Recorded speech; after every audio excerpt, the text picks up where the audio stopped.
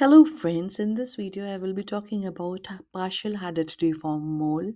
So let's start the session.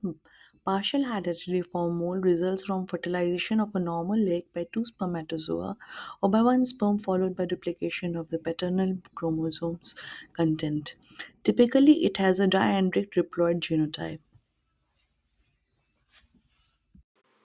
In partial hereditary form mole, the patient can present with missed or spontaneous abortion. Other clinical symptoms include vaginal bleeding, anemia, uterus enlarged for the gestational age, and hyperemesis gravidarum. These patients are usually less symptomatic than the patients with complete mole. Partial mole on sonography usually have minor cystic changes of the placenta, or they can present with normal sonographic findings, and there is increased serum levels of beta HCG. Grossly in partial hereditary form mole, you can note immature placental tissue admixed with vesicles that tend to be smaller and less numerous than those of a complete mole. Fetal parts and gestational sac may be present. On macroscopy, there is heterogeneity in villus size with two discrete population, large hydropic villi and small fibrotic villi. Enlarged villi are irregularly shaped with scallop borders and secondary trophoblastic pseudoinclusions. Cistern formation can be seen in the enlarged villi.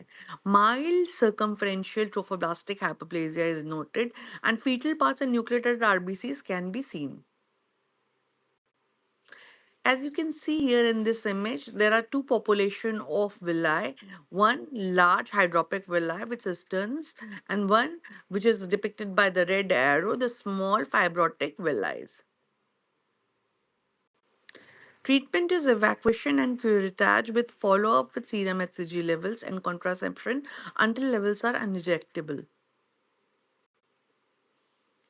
Now, how to differentiate between partial and complete hereditary form mole? As sometimes histologically it is very difficult.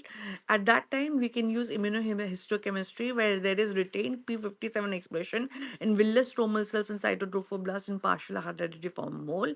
And molecular testing can be done, which shows presence of diandric triploidy in partial hereditary form mole, whereas diploid nature in complete hereditary form mole.